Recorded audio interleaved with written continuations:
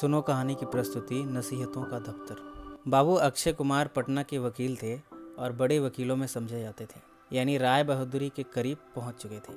जैसा कि अक्सर बड़े आदमियों के बारे में मशहूर है, इन बाबू साहब का लड़कपन भी बहुत गरीबी में बीता था। माँ बाप जब अपने शैतान लड़कों को डांटते डपटते तो बाबू अक्षय कुमार का नाम मिसाल के तौर पर पेश किया जाता था।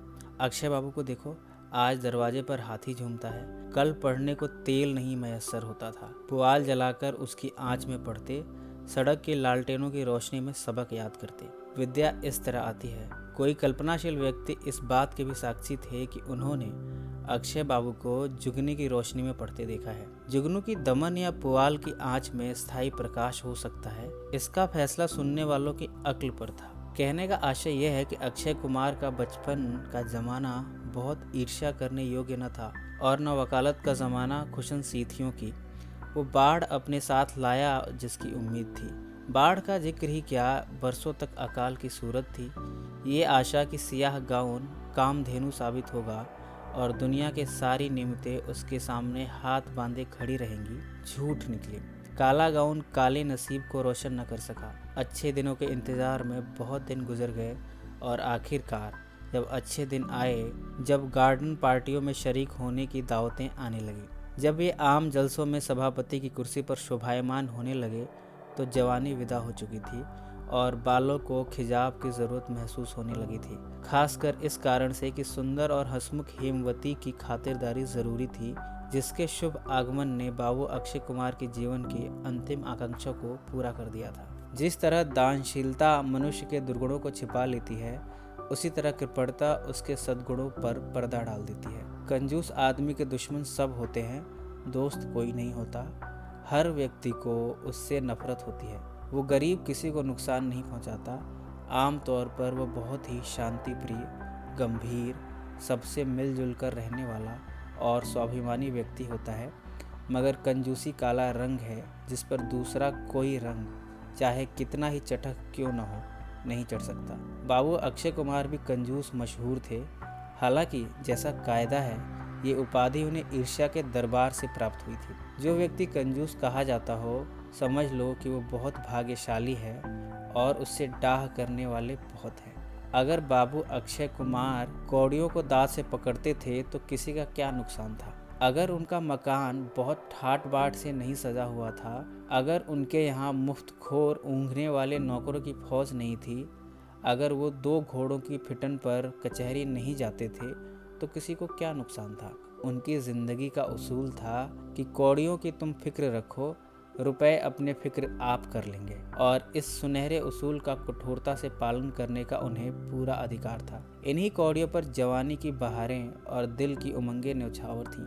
आँखों की रोशनी और सेहत जैसी बड़ी नेमत इन्हीं कौड़ियों पर चढ़ाई थी। उन्हें दांतों से पकड़ते थे तो बहुत अच्छा करते थे, पलकों से उठाना चाहिए था। लेकिन सुंदर हंसमुख हेमवती का स्वभाव इसके बिल्कुल उल्टा था। अपनी दूसरी बहनों की तरह वो भी सुख सुविधा पर जान देती थी, और गो बाबू अक्षय कुमार ऐसे नादान और ऐसे रूखे सूखे नहीं थे कि उसकी कद्र करने के काबिल कमजोरियों की कद्र न करते। मगर कभी कभी जब हेमवती उनकी नेक सलाहों की परवाह न करके सीमा से आगे बढ़ जाती थी, तो उस दिन बाबू साहब को उसकी खातिर अपनी वकालत की योग्यता का कुछ न कुछ हिस्सा ज़रूर खर्च करना पड़ता था। एक रोज़ जब अक्षय कुमार कचहरी से आए तो सुंदर और हंसमुख हेमवती ने एक रंगीन लिफाफा उनके हाथ में रख दिया। उन्होंने देखा तो अंदर एक बहुत नफीस गुलाबी रंग का निमंत्रण था। हेमवती से बोले, इन लोगों को एक न एक कष्ट सूझता ही रहता है। मेरे ख्याल में इस ड्रामेटिक परफॉर्मेंस की कोई ज़रूरत नहीं थी। हेमवती इन बातों को सुनने की आदी थी। मुस्कुराकर बोली, क्यों, इससे बेहतर और कौन खुशी का मौका हो सकता है। अक्षय कुमार समझ गए कि अब बहस मुबाहिसे की ज़रूरत आ गई। संभल बैठे और बोले, मेरी जान, बीए के इम्तिहान में पास होना कोई गैर मामूली बात नहीं है। हज़ारों नौजवान हर साल पास होते रहते हैं। अगर मेरा भाई होता तो मैं सिर्फ उसकी पीठ ठोक कर कहता कि शाबाश, खूब मेहनत की। मुझे ड्रामा खेलने का ख्याल भी पैदा ना होता। डॉक्टर साहब तो समझदार आदमी हैं, उन्हें क्या सूझी। हेमवती ने कहा, मुझे तो जानना ही पड़ेगा। अक्षय कुमार ने कहा, क्यों, क्या वादा कर लिया है। डॉक्टर साहब की बीवी खुद आई थी। तो मेरी जान, तुम भी कभी उनके घर चली जाना, परसों जाने की क्या ज़रूरत है। अब बता ही दूँ, मुझे नायिका का पार्ट दिया गया है और मैंने उसे मंजूर कर लिया है। ये कहकर हेमवती ने गर्व से अपने पति की तरफ देखा, मगर अक्षय कुमार को इस खबर से बहुत खुशी नहीं हुई। इससे पहले 2 बार हेमवती शकुंतला बन चुकी थी। इन दोनों मौक़ों पर बाबू साहब को काफ़ी खर्च करना पड़ा था। उन्हें डर हुआ कि अब के हफ्ते में फिर घोष कंपनी 200 का बिल पेश करेगी और इस बात की सख्त ज़रूरत थी कि अभी से रोकथाम की जाए। उन्होंने बहुत मुलायमियत से हेमवती का हाथ पकड़ लिया और बहुत मीठे और मोहब्बत में लिपटे हुए लहजे में बोले, प्यारी, ये बला फिर तुमने अपने सर ले ली। अपनी तकलीफ़ और परेशानी का बिल्कुल ख्याल नहीं किया।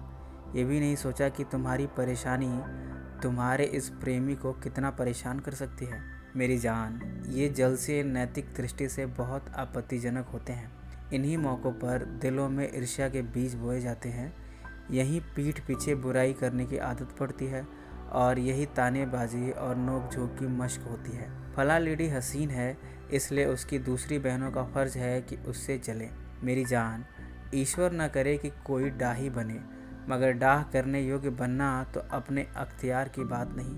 मुझे भय है कि तुम्हारा दाहक सौंदर्य कितने ही दिलों को जलाकर राख कर देगा। प्यारी हेमू, मुझे दुख है कि तुमने मुझसे पूछे बगैर ये निमंत्रण स्वीकार कर लिया। मुझे विश्वास है अगर तुम्हें मालूम होता कि मैं इसे पसंद ना करूँगा तो तुम हरगिज़ स्वीकार न करती। सुंदर और हंसमुख हेमवती इस मोहब्बत में लिपटी हुई तकरीर को बज़ाहिर गौर से सुनती रही। इसके बाद जानबूझकर अनजान बनते हुए बोली, मैंने तो ये सोचकर मंजूर कर लिया था कि कपड़े सब पहले ही के रखे हुए हैं, ज़्यादा सामान की ज़रूरत न होगी। सिर्फ चंद घंटों की तकलीफ़ है और एहसान मुफ्त। डॉक्टरों को नाराज़ करना भी तो अच्छी बात नहीं है, मगर अब न जाऊंगी। मैं अभी उनको अपनी मजबूरी लिखे देती हूँ। सचमुच क्या फ़ायदा बेकार की उलझन। ये सुनकर कि कपड़े सब पहले के रखे हुए हैं, कुछ ज़्यादा खर्च ना होगा, अक्षय कुमार के दिल पर से एक बड़ा बोझ उठ गया। डॉक्टरों को नाराज़ करना भी तो अच्छी बात नहीं। ये जुमला भी मानों से खाली न था। बाबू साहब पछताए कि अगर पहले से यह मालूम होता तो काहे को इस तरह रूखा सूखा उपदेशक बनना पड़ता।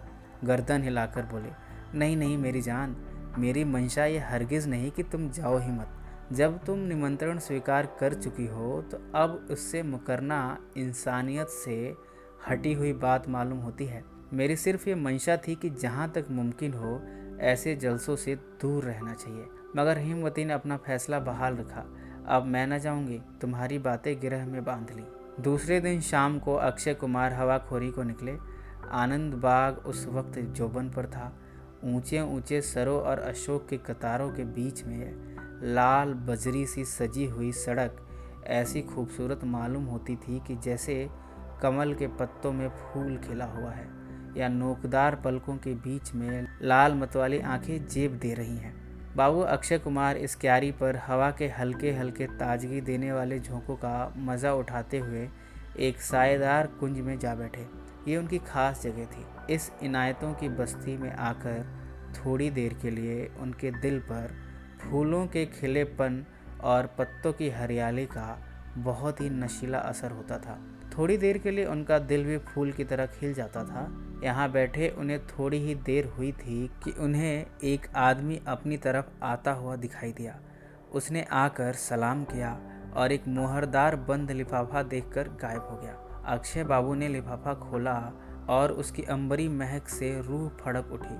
खत का मजमून ये था, मेरे प्यारे अक्षय बाबू, आप इस नाचीज़ के खत को पढ़कर बहुत हैरत में आएंगे, मगर मुझे आशा है कि आप मेरी इस ढिठाई को माफ़ करेंगे। आपके आचार विचार, आपकी सुरुचि और आपके रहन सहन की तारीफ़ें सुन सुनकर मेरे दिल में आपके लिए एक प्रेम और आदर का भाव पैदा हो गया है। आपके सादे रहन सहन ने मुझे मोहित कर लिया है।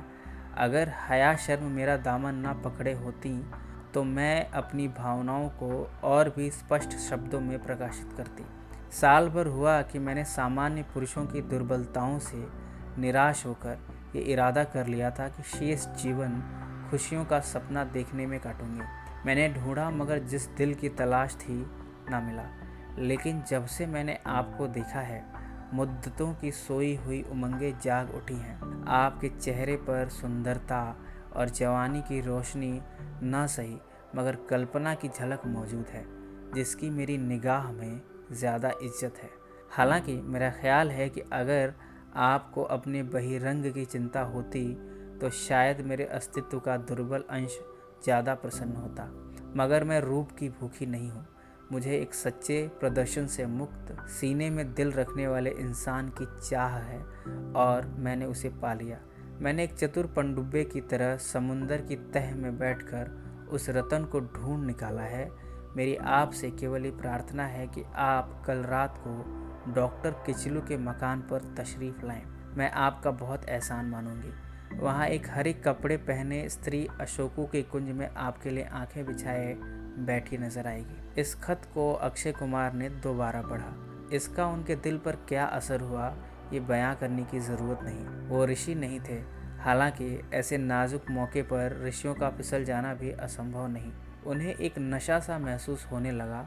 ज़रूर इस परी ने मुझे यहाँ बैठे देखा होगा। मैंने आज कई दिनों से आईना भी नहीं देखा, जाने चेहरे की क्या कैफियत हो रही है। इस ख्याल से बेचैन वो दौड़े हुए एक हौज पर गए और उसके साफ पानी में अपनी सूरत दिखी, मगर संतोष न हुआ। बहुत तेजी से कदम बढ़ाते हुए मकान की तरफ चले और जाते ही आईने पर निगाह दौड़ाई।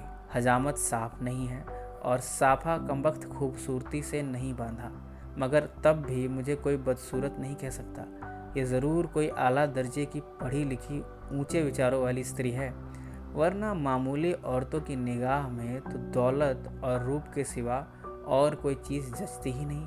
तो भी मेरा ये फूहड़ पर किसी सुरुचि संपन्न स्त्री को अच्छा नहीं मालूम हो सकता। मुझे अब इसका ज़्यादा ख्याल रखना होगा।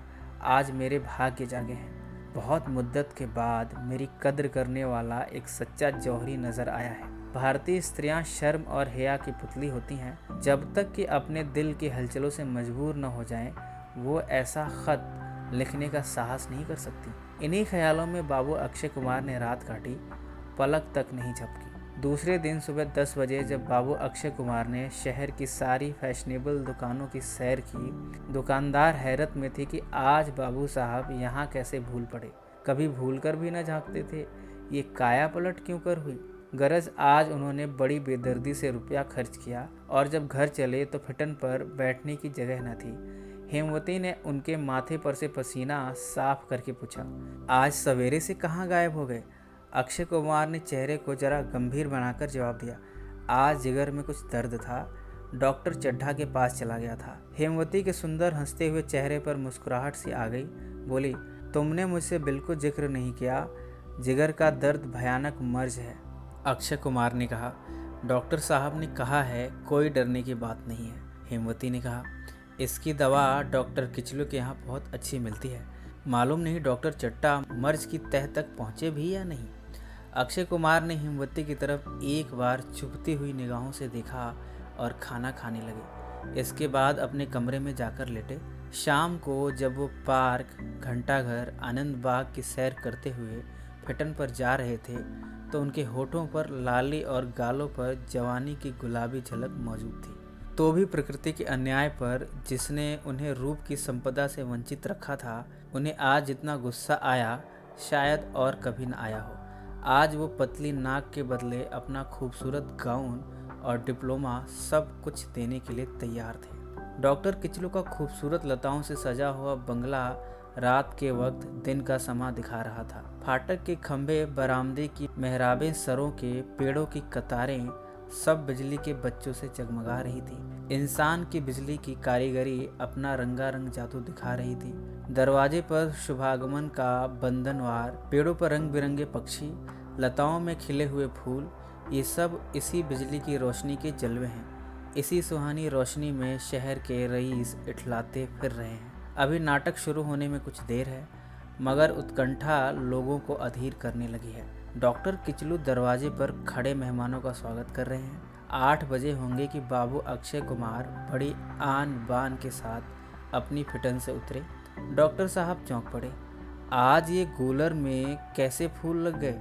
उन्होंने बड़े उत्साह से आगे बढ़कर बाबू साहब का स्वागत किया और सर से पांव तक उन्हें गौर से देखा। उन्हें कभी ख्याल न हुआ था कि बाबू अक्षय कुमार ऐसे सुंदर सजीले कपड़े पहने हुए गबरू नौजवान बन सकते हैं। कायाकल्प का स्पष्ट उदाहरण आंखों के सामने खड़ा था। अक्षय बाबू को देखते ही इधर उधर से लोग आकर चारों ओर जमा हो गए। हर शख्स हैरत से एक दूसरे का मुंह ताकता था। होंठ रुमाल की आड़ ढूंढने लगे, आंखें सरगोशियां करने लगीं। हर शख्स ने गैर मामूली तपाक से उनका मिजाज पूछा।